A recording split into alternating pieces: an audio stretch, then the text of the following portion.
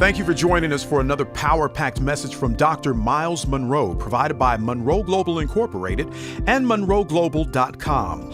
We transform followers into leaders and leaders into agents of change. We hope that this message is a blessing to you as you advance your life and discover your purpose. Now, let's go into the message.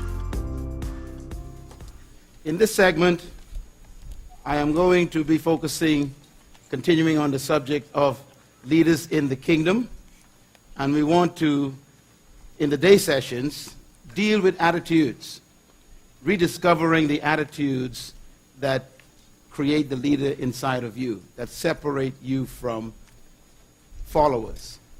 And we were attempting last night to lay a foundation because I wanted to make sure that everyone in this conference understand that all of us were created to be leaders, but not necessarily of people. And one of the challenges that we are facing in the world today is that our philosophy of leadership has been produced by Greeks and Romans rather than by Christ. When I went to college, which was a Christian college here in Tulsa, I was shocked to find out as a freshman that the first required reading that they put on my list of books was the writings of Plato. It was required reading. Every university does that. As a matter of fact, I doubt any one of you sitting in this room who graduated from university were not required to study the writings of Aristotle, Plato, or Socrates. And that's because our entire society, all of our universities, all of our philosophical understandings come from Greek philosophy. I sat there reading the books, the writings of these great philosophers, and discovered that their ideas was the foundation of our social, cultural, and political environment. For example, the Greeks were the ones who introduced the word demokrate. It was born in Greece. It became the idea or the ideology that created our present governing system. It's a Greek governing system. It's called democracy. It didn't come from the Bible. It came from Greece.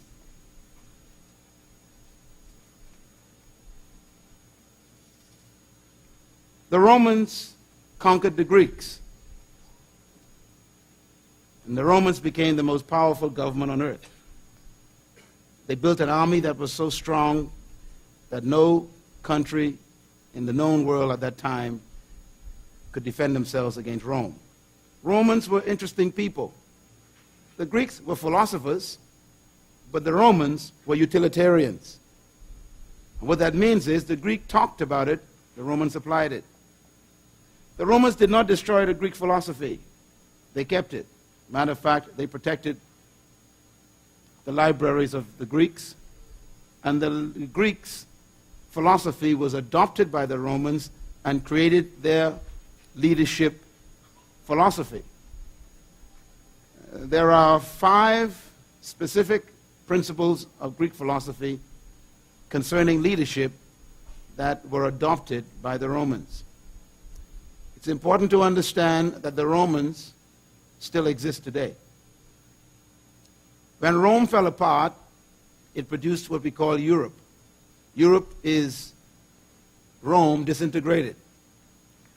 Romans ruled from England to Africa. So all the nations in Europe, from England to Africa, live on the philosophical foundation of Greek philosophy, which was exported by the Romans, and the Romans educated, ruled, and they controlled the thinking of the world. In my book, Becoming a Leader, which I trust you will get a copy of, I did a couple of chapters in that book on Greek philosophy, and I called it the misconceptions of leadership. Misconceptions. Because the Greek philosophy, in my view, based in comparison to the Bible, was a misconception. For example, one of the things that the Greeks believed was that some people were born to lead and some were born to follow. So if you happen to be in the class that was born to follow, no matter how much education, degrees you achieve, they concluded you will always be a slave. That's Greek philosophy. The Romans adopted that. Secondly, the Greeks believed that leadership was a product of birth traits. A birth trait to a Greek thought was that certain people were born with certain traits that made them leaders.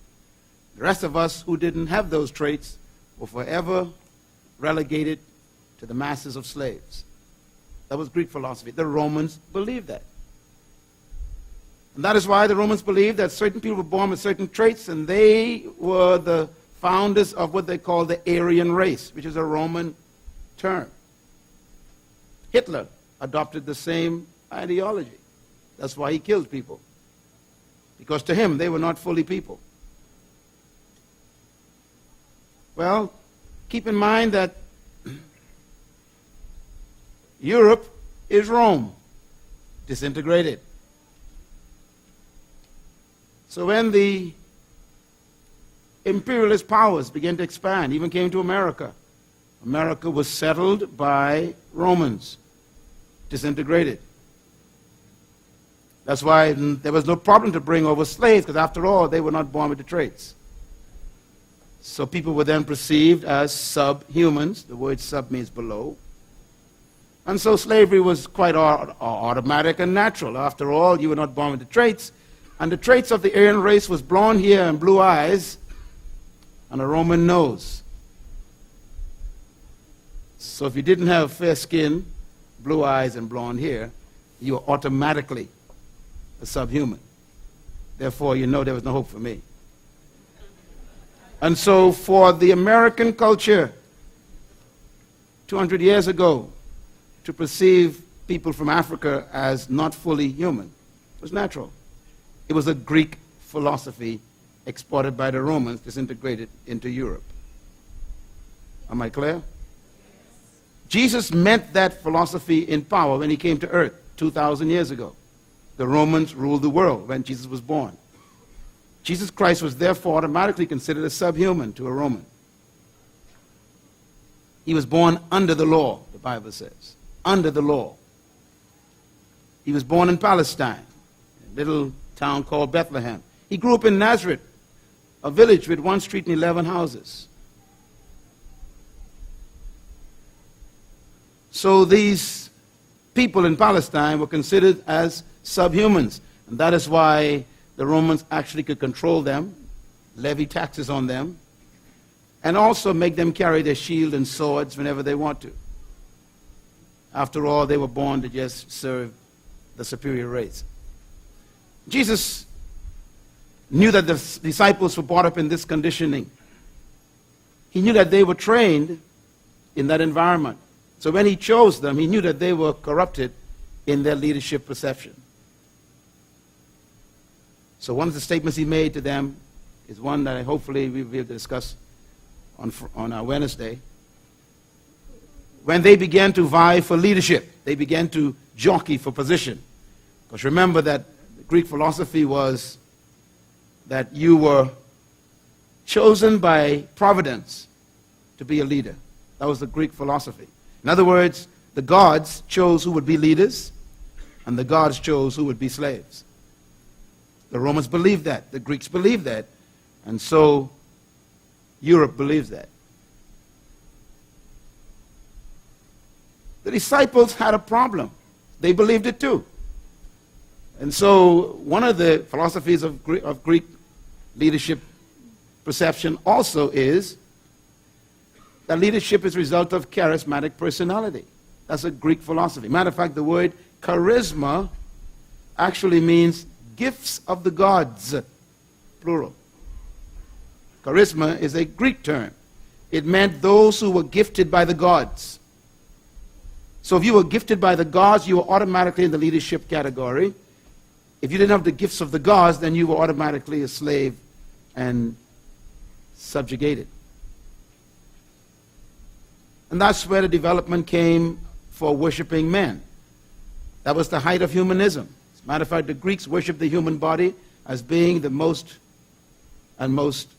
highly valued product on the planet. They invented humanism, in a sense. The Romans adopted that. So the Romans also believed, therefore, that they were superior humans. They had the gifts of the gods. Matter of fact, Caesar believed that he was the son of gods. Many of you who have read history, you know that this concept of men being sons of gods was the concept of the pharaohs, and the Romans believed it. And so this idea that the God gave gifts to the earth through these men, and they were leaders by the providence of the gods, therefore you could not resist the leaders. If you rebelled against Caesar, if you rebelled against Pharaoh, you were rebelling against the gods, and so you were deserving of death. I want you to think about the leadership problems. Those philosophies still exist today. And that's why the first book they make you read in college is Greek philosophy, not the Bible. The Bible's concept of leadership is completely opposite to that. Matter of fact, Jesus made these statements when the disciples were trying to be Greeks. They were trying to fight for authority, fight for position. Matter of fact, two of them, James and John, were so adamant about it, they put their mother up to talk to him about it. And they asked their mother to ask him to place them in the highest position at his right and left in his kingdom. And he was a little bit shocked at their audacity. His response to them was, "Do you know what you're asking?"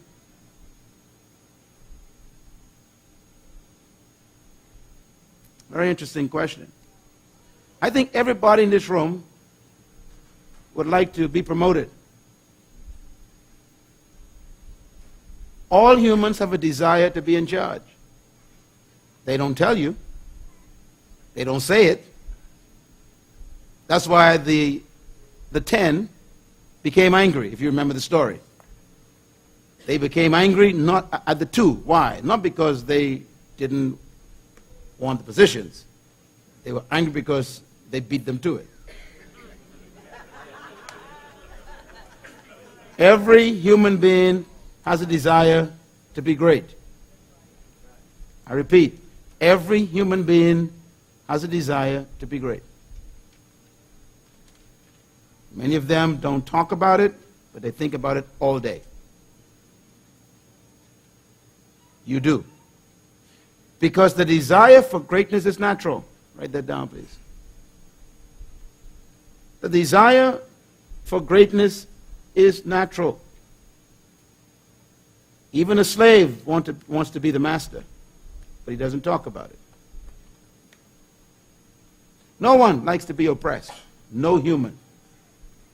Even the oppressed don't want to be oppressed. We all have a desire to be great. We have a desire to be in charge. And what's amazing to me is that the desire for greatness was not rebuked by Jesus. As a matter of fact, his response to their passion for leadership was a positive. He did not rebuke them. James and John had the right attitude. They had the right desire. What they missed was the process. They wanted positions to be given to them. If Jesus Christ is Christ and he is God, then he should appoint them to be leaders. After all, the Romans believed the same thing. The gods gifted men to be leaders. So they were trying to get leadership by divine appointment. And Jesus asked them a question. He said, "Can you drink the cup I'm drinking?" You want to sit where I'm sitting. Can you drink the cup I have to drink? The word cup is an idiom in the Hebrew, and it means price. It means cost. Write that down, please. Cup means what? Cost. That's why in the Garden of Gethsemane, when he was talking about struggling with the price of the cross, he said, can you take this cup from me? And he was talking about, do I have to pay this price for them? He's talking about the cost of something. He said, every position of leadership has a cup with it. I'm not against you wanting to be great. I'm against you not wanting to drink your cup.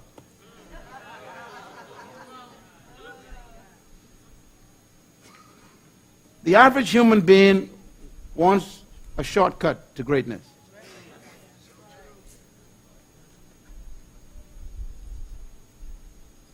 And then he proceeded to do something very strange.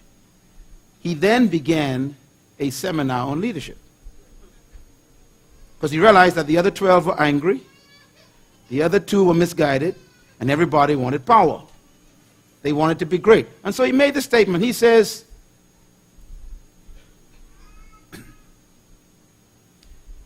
they said, yes, we can drink the cup. He said, you indeed will drink from my cup, but you won't drink my cup. You will taste death like me. And they did. James and John were killed in a very horrific way.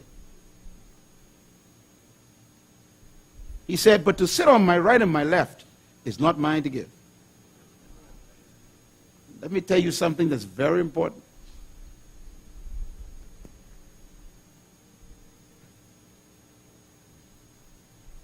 You cannot pray for leadership.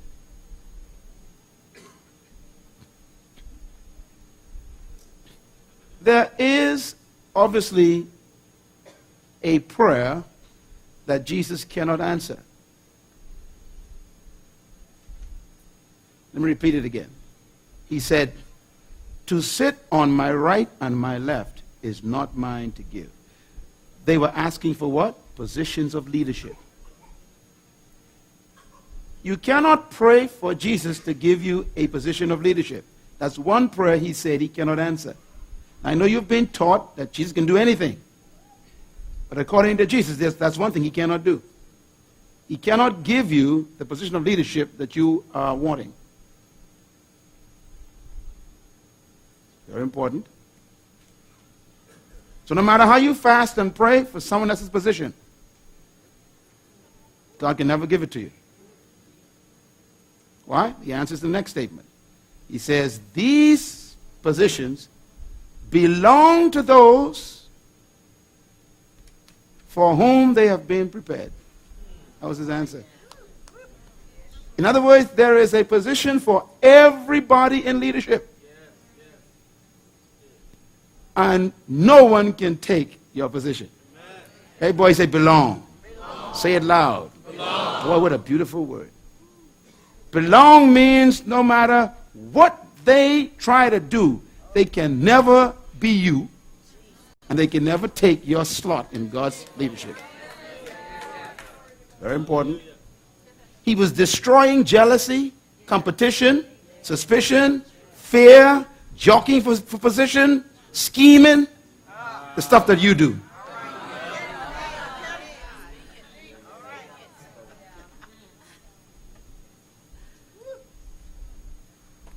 And then he made this statement. I love it.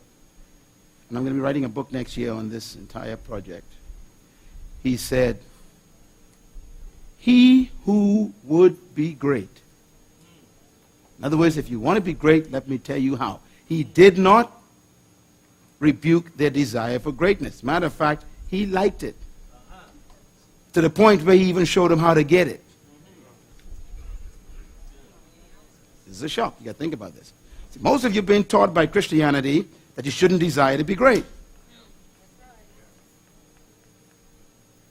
Because religion always gravitates against greatness, which is what bothers you in religion. That's why you fake it so well. You pretend to be humble, but you want to be great.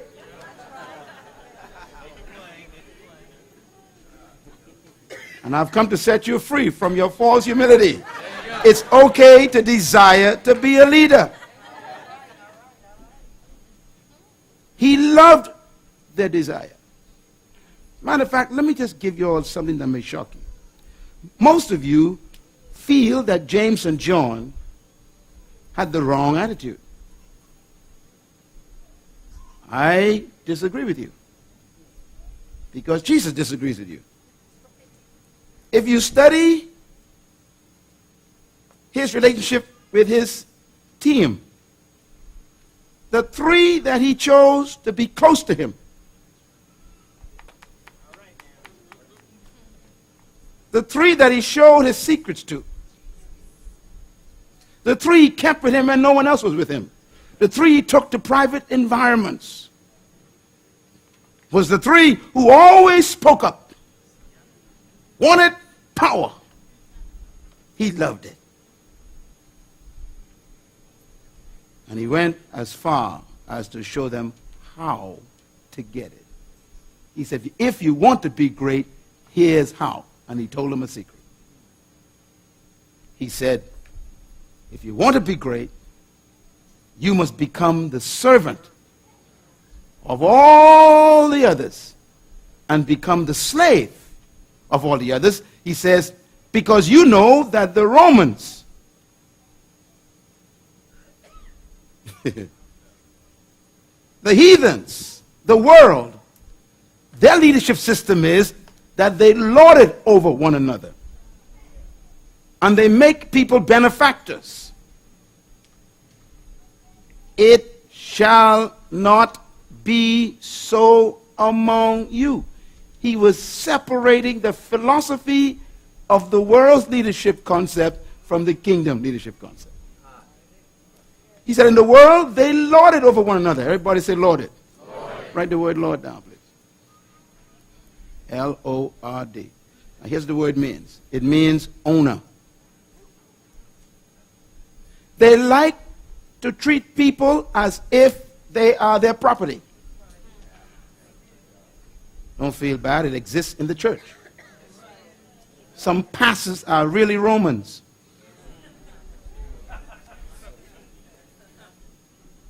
I don't want you to visit that church down the street. I don't want you to attend that service over there. I don't want you to go to that seminar. That's a Lord.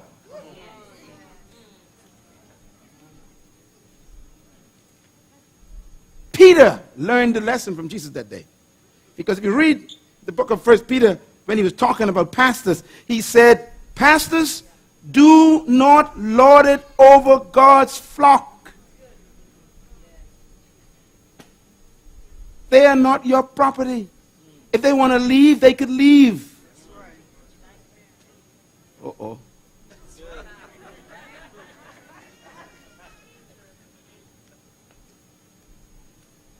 If you are depressed by the departure of people from your organization, you are not a true leader.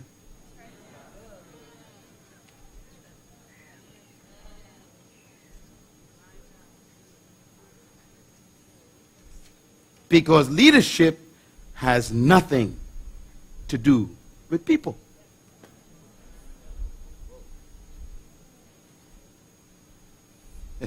If you want to be great, he says, you don't focus on people. You focus on serving something to them.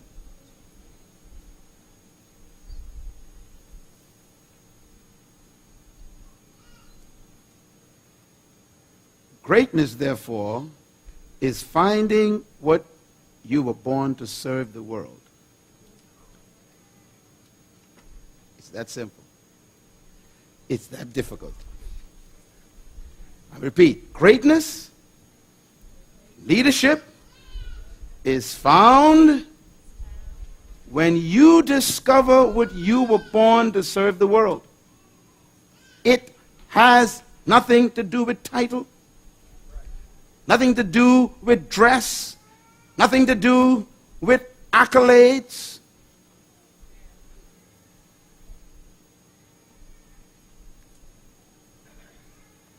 if you find which you were born to serve us, we'll look for you. I'm going to make a statement. You'll understand it next year. True leaders do not seek for followers. Followers seek true leaders.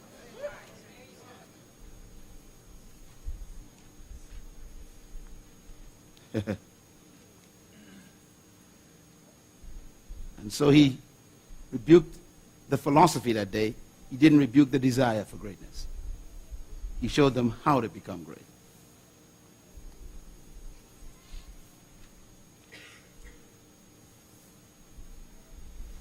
Now, we talked about something, and tonight I'm going to deal with it. Please don't miss tonight.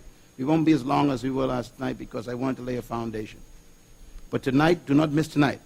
There's a difference. I want to give you a difference between two things, and it's found in the book. All right? I want to recommend this book to you because I cannot teach this in 3 days. It took me 30 years to write it. 30 years. But in this book, I talk about two concepts. Write them down.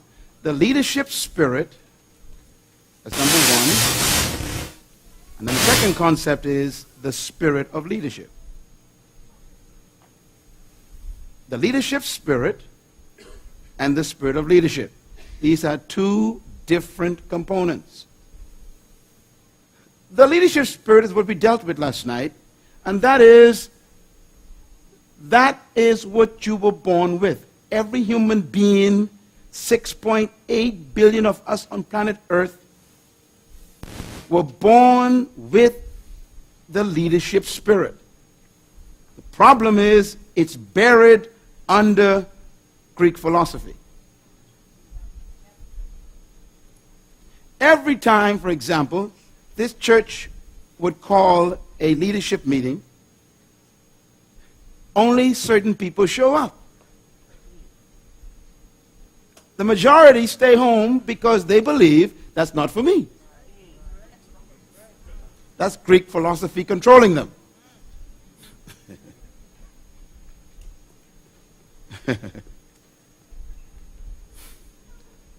Because they have the leadership spirit, but it's buried under corrupt thinking.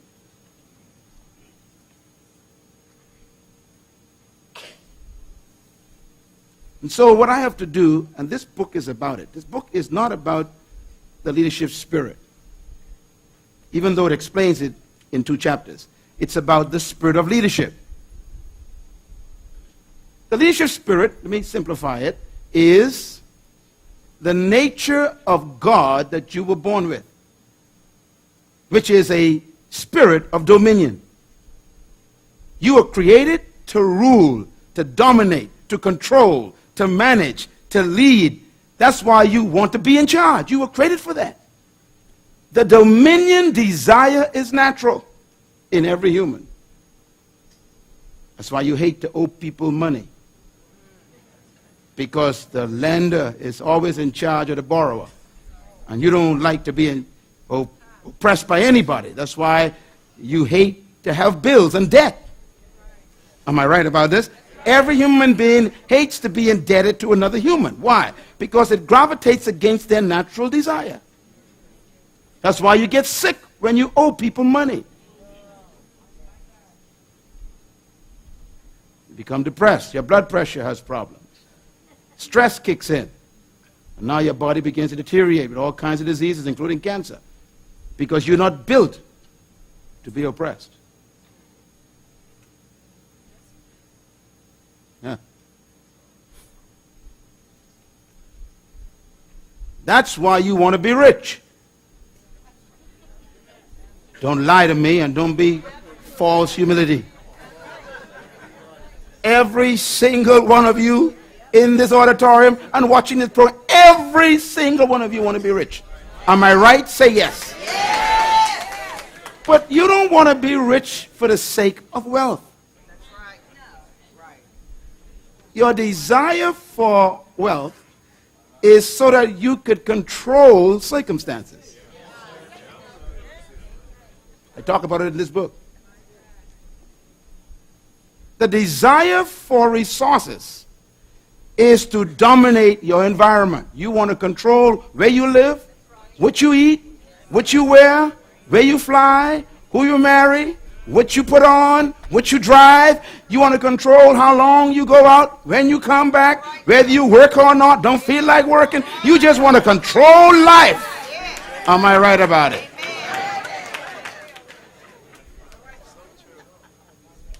That's why you work so hard and you're still broke. Because you believe if I work hard enough, I'll eventually not have to work anymore. It's a desire for dominion. That's all it is. In my book on the kingdom, please read that book, because that's a very important section in the book. I talk about the desire of all humans, the desire for power. We want power to control circumstances. Leadership desire for greatness is what I call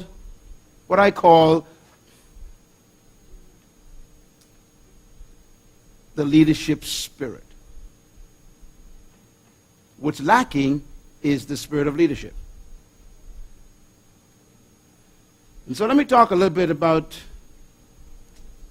what this book talks about, and that is the missing link to your leadership development. Why people don't become leaders.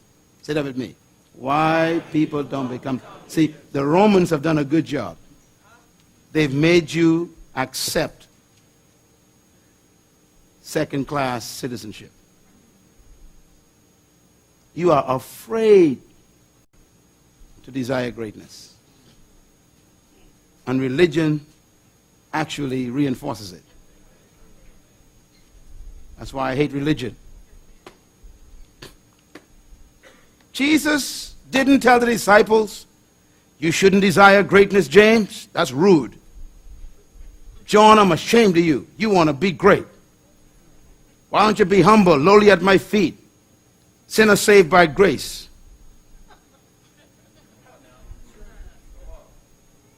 He didn't do that.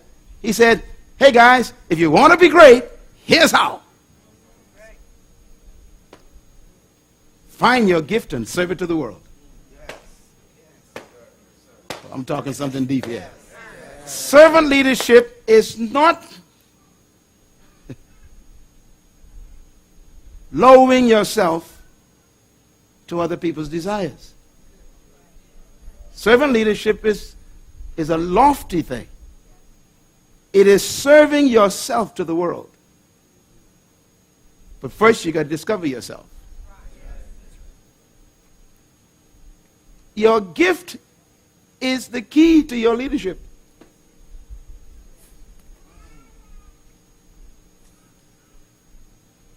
If you haven't found yourself yet, if you haven't discovered your true gift yet, you are still a follower. People have been looking for you all your life, and they cannot find you. They keep finding what society produced.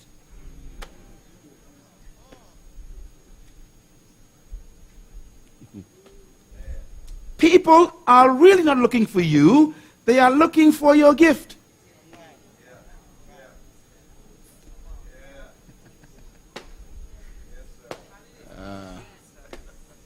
Let me give you the hint. Please don't miss Wednesday. Let me give you a hint. Jesus ended the seminar with this statement. He said, he that would be great among you shall become the servant. And he who shall be first shall be the slave. He who shall be what? First. He who shall be what? First. Say it loud. First. Now, I did some research on this concept because I want to know what did he mean. And the word he used is amazing. Let me put it in English terms. He that would be the first one they look for.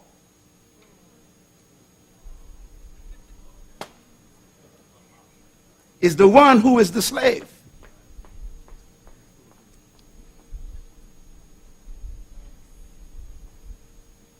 understand that. Let me give you an example. I got a phone call from T.D. Jakes a few weeks ago, and he said, Myles, I'm planning a cruise. And we had a meeting with my leaders. And we wanted someone to teach on leadership. And you were the first one that came to mind.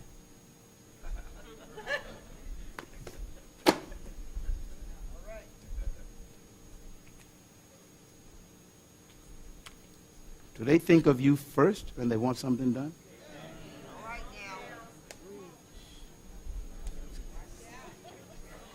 That's why you're not a leader yet. Because they can't identify you yet. They don't know the gift.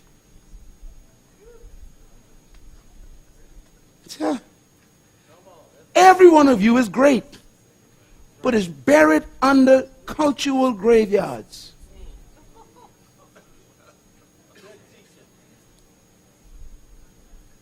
Let me ask you a question. Don't answer it. Just think about it. What are you known for?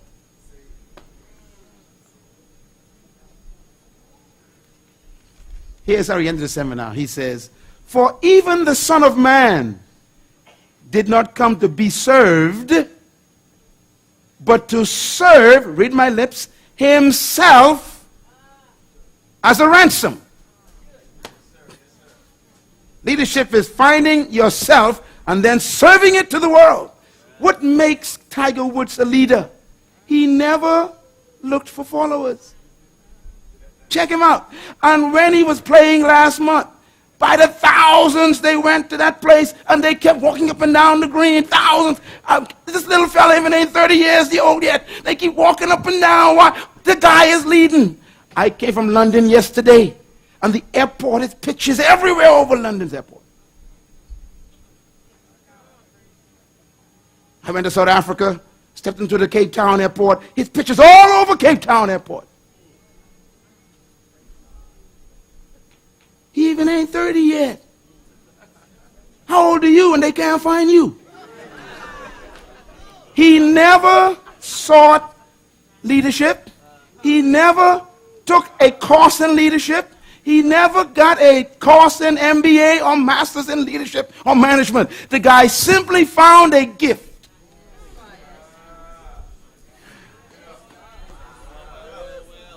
He discovered his gift. He refined his gift. And now he serves it to the world. He's a slave. How do I know? Read the books that they wrote about him. At 4 a.m. he's up on the course and you sleeping. You sleep too much.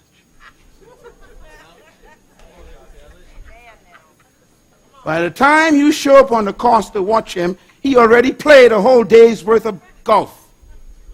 He's a slave. Only slaves get up at 4 to prepare for when the masters show up. That's too deep for you.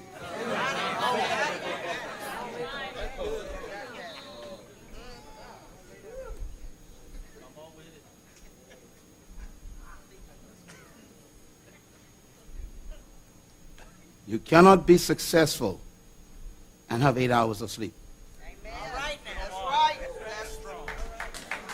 It's that simple.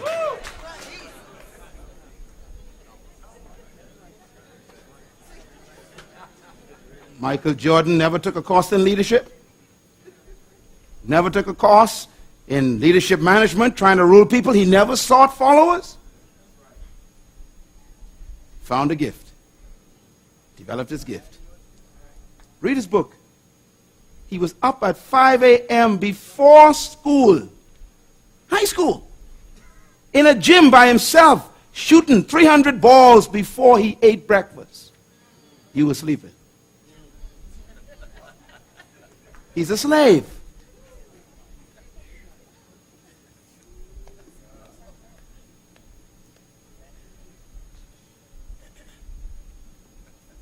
And you want to be great. You want to be great? Find something that you are a slave to.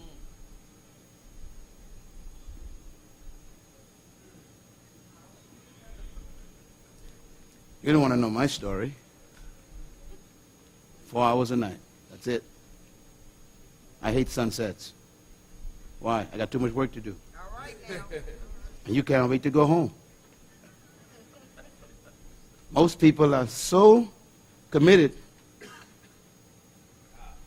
to going home, they never go to their dreams. They're more concerned about getting home than getting ahead.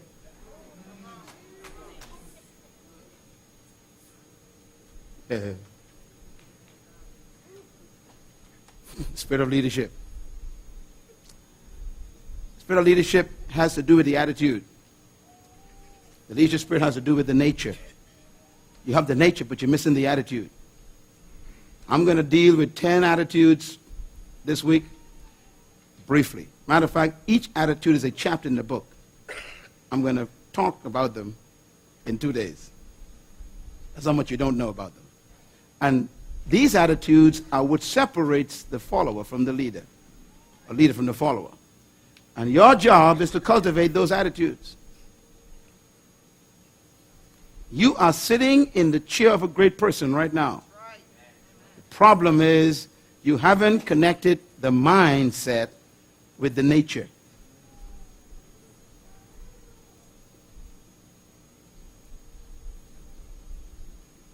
Jesus had to train those disciples to think differently. He had to destroy the Greek philosophy. He had to make them believe that they were as great as Caesar. That was a tough job. He kept saying things like, all things are possible if you believe. They didn't believe that before they met him. They had thought that they were subjugated to the Romans for the rest of their lives. And Christ says, greater than Caesar is here. And he was living in a village. You see, it ain't where you are located, it's where you are mentally located.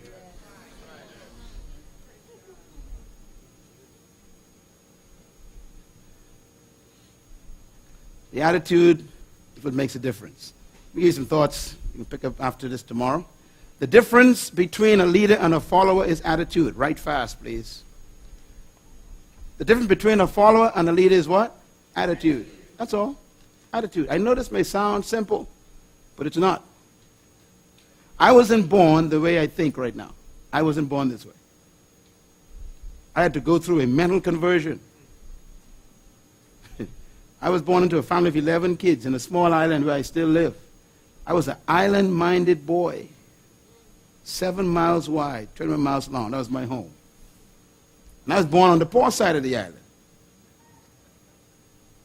So, I had all kinds of problems. And I was born under the oppression of an imperial power who told me that I was half-breed, human. I had some barriers to overcome. Well, I showed you last night some pictures of me giving advice to governments, training heads of states. How do you move from being a half-breed to training a president of a country? Something happened between my ears.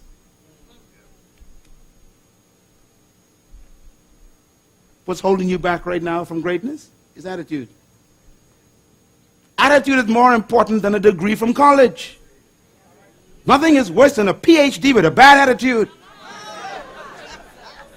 You don't succeed because you got education.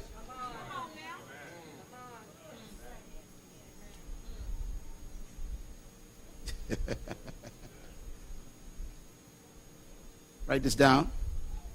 It is unique attitudes that distinguish leaders from followers. And these attitudes that a leader possesses produce certain behaviors that stretch the leader beyond the limitations of the norm. Leaders, because of the way they think, always live beyond the normal society. They never accept what you tell them. Leaders never believe your limitations. Because they have discovered some truth that makes them defy all convention. That's what makes them a leader. Matter of fact, the very concept of leading means you are leaving the present conditions behind. You cannot lead and maintain. I'm going to say it again. You cannot lead and maintain. Leading literally implies you are leaving something. That's why a true leader always breaks tradition.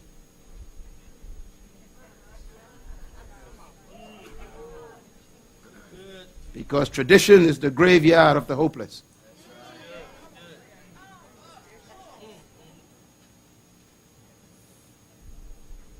Let me suggest to you that what they taught you is not true.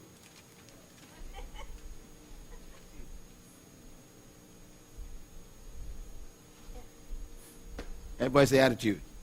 Attitude. Write this down. Attitude is a product of belief. Say it. Attitude is a product of belief. You see, the key to changing your attitude is changing your belief. And that's tough. Because to change your belief will disrupt your life. We don't want to believe things that we don't believe. We love to believe the things we believe. And it's our belief that's holding us back. What you believe about yourself right now that you got from your family is wrong. The belief you got from your education is wrong. The belief that society told you about you is wrong. And I'm telling you, I know it's wrong because you would have been greater than you are now if you were not trapped by it. That's why God sent me. You cannot live beyond the limits of your beliefs. Say it with me. You cannot live beyond the limits of your belief. So you got to keep working on your belief system because it will produce your attitude. That's why I keep telling you to read books, listen to CDs. No, we're not trying to sell books. We're trying to change your belief. And you cannot change your belief until you get new information.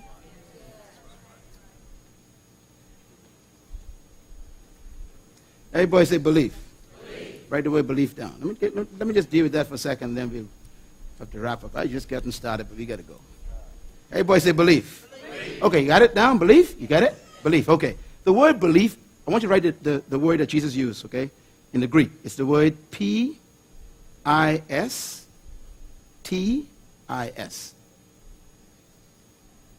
It's the word pistis. Now, the word pistis means belief. Okay, write the next word to it. It's the word that we translate faith. F-A-I-T-H. It's the same word. Faith. Now watch this. Everybody say belief. Belief. Everybody say faith. Faith. Everybody say pistis. Pistis. Boy, you're speaking Greek. Good. Okay. Read my lips. Faith cometh. Belief cometh. Pistis cometh by hearing information. Whatever you believe is what you heard. And what you heard may not be true. And that's the problem. What changed me was when I began to hear different information, like what I tried to share with you last night that you totally missed. And that is, you are God's. When I heard that, I was 15. I was reading the Bible at age 15, read the whole Bible in 1 year as a 15-year-old. And when I read it, I said, that can't be true, because the preachers never told me that.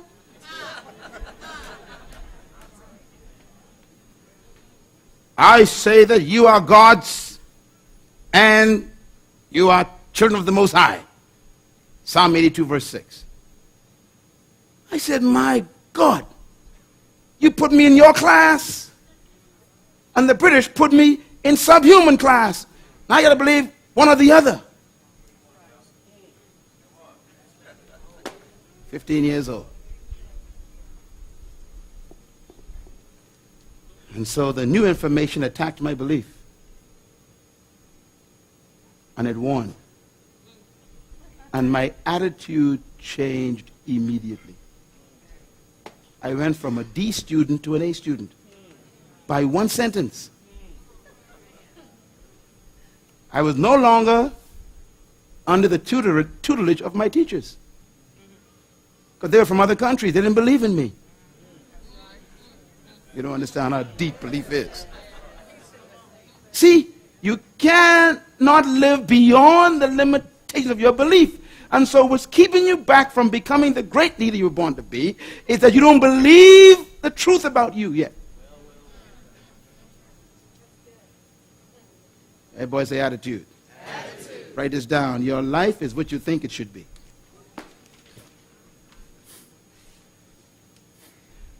Skip lunch and use the money to buy this book. I dare you. Your mother don't know you. Your father doesn't know you. Your spouse don't know you. You don't know who you are. All they know about you is what you've shown them so far. That's all we know about you. And we haven't seen you yet. Your life is what you think it should be. So you got to keep changing your thinking about yourself. As a man thinketh, so is he. So we got to change your thinking. That's what these sessions are about.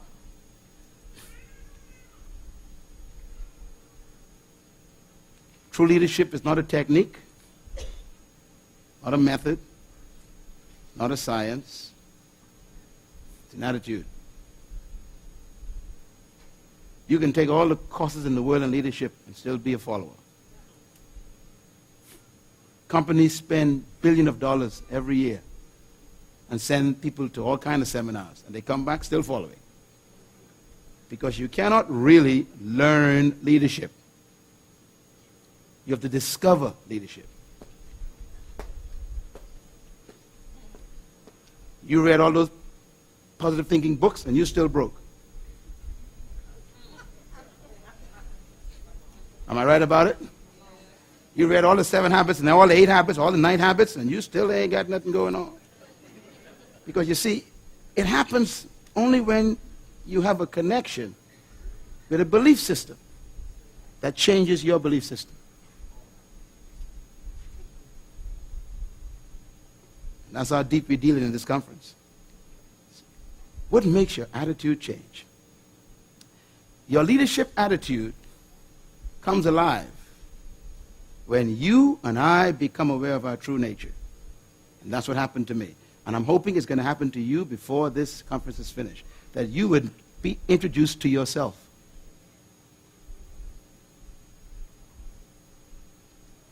Who are you? When I discovered who I really was, I was free from everybody else's opinion.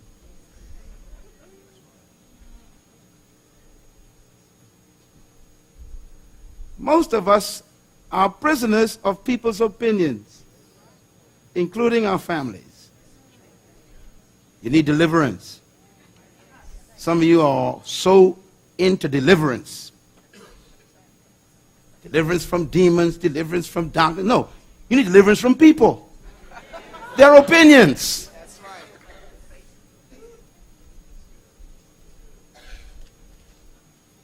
The beliefs and convictions of a leader is what regulates the nature of their leadership.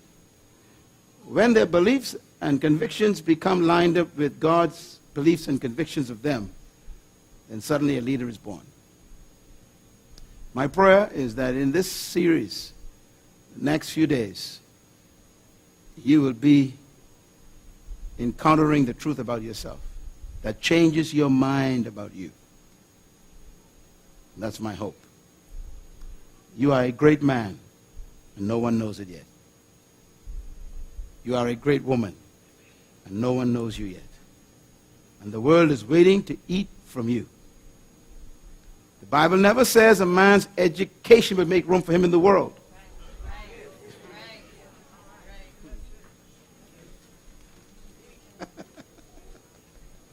Oh, I was so foolish. My mother and father said, go to school, son, get an education, so you can get a job and be successful. Now, listen to the instructions. Go to school, number one, get an education. Whose education? The oppressor's education. Then, get a job. That's exactly what the oppressor wants. You only are educated to get a job, never to own a business.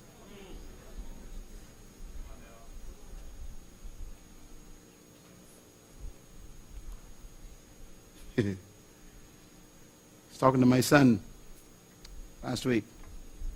My son just graduated from Oral Roberts University. He has this dream in his mind. You know, at age 9 and 10, I made my son and daughter write their vision down, their purpose down, what they want to be. 9 and 10 years old. Because they had to read our purpose and potential books in the house, you know, when they were kids. So by the time they were 12 and 13, they knew exactly what they wanted to do. So they wrote it down, and I have copies of it in my files. This is what they want to do. My son and daughter. You know, my son got this idea. He wants to build this thing. He wants to build like an amusement park in the Bahamas. There's none in the Bahamas. He said he sees it every night. He goes to sleep. He visits it and everything. So he came to school and took business. So we were chatting last week because he's going to do his MBA beginning a couple of weeks. He can be one of the youngest MBA students in the school. He's only 20. And I said, what are you going to do? I said, you know, you need to get a job and get some experience. He said, no. He said, hey, coming home, I'm starting my business. All right now. He bypassed job. Just went straight to business. His thinking is beautiful. Which means if he ever gets a job, it'll always be temporary.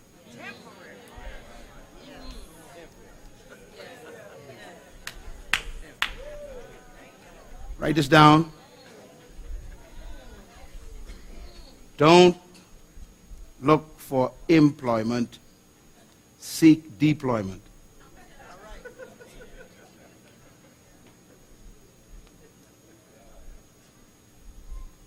Deploy yourself. Release your true self. All employment should lead to deployment.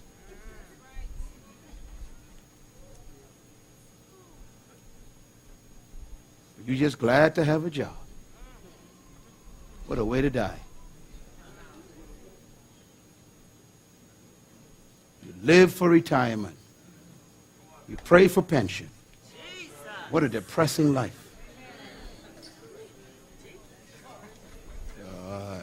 I gotta go. But I'm glad you came today. I gotta stop. Because I don't want to keep you away from your jobs.